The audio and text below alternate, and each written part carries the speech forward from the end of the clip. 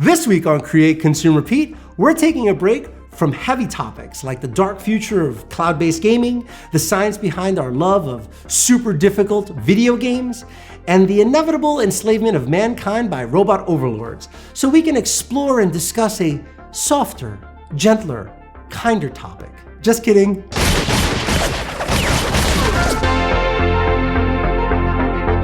Considered by many to be Luc Besson's greatest contribution to cinema, Léon the Professional could have been your standard shooting, shouting, explosion-filled action film. But this non-traditional script, written in under a month, is an unconventional love story that only the French could dream up. And people still think all the French gave us was butter cotton candy and existentialism. Two of my favorite things, by the way.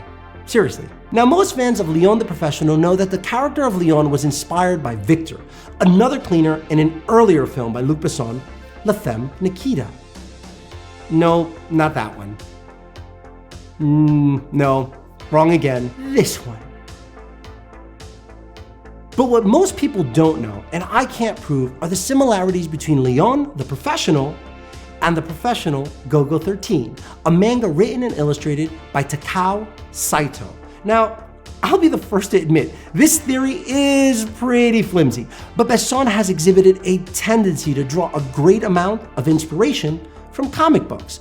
Proof of this can be seen in Fifth Element's uncanny similarities to heavy metal, which I've explored and discussed in an earlier video, which you can check out right here, and his deep love for Valerian, his latest film, which is based on the popular French comic by the same name.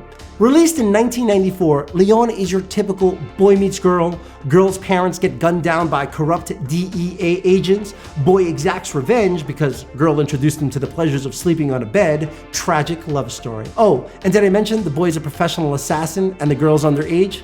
You know, your standard Lolita-esque plotline with a healthy helping of badass thrown in. Despite being heavily edited for American audiences, this film has grown in popularity over the last 25 years, and it's considered to be a cult classic, greatly in part to its stellar performances by Jean Reno, Natalie Portman in her first role ever, and Gary Oldman, who plays Norman Stansfield, one of cinema's greatest villains. And if we're being honest, it's arguably one of his best performances ever. And that's saying a lot when you stop to think about his long career of stellar performances. And for you video game fans out there, yes, his work as Reznov in Call of Duty Black Ops is pretty incredible, but yet this role is still tops in my book.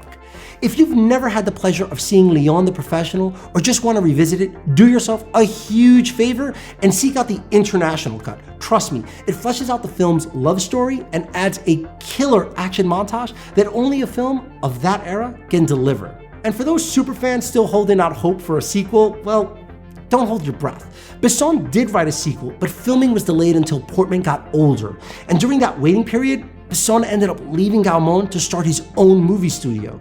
And those rights, well, they still belong to Gaumont, and they're not hearing any of that sequel noise.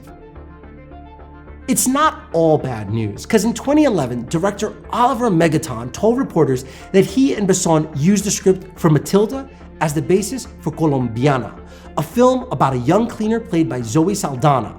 Like Matilda, her character goes to war with a drug cartel, seeking revenge for the murder of her family when she was a child. That's all the time I have this week, and you know the drill. Like, subscribe, tell all your friends to watch, because I need the subscribers and I want to make stuff for you guys.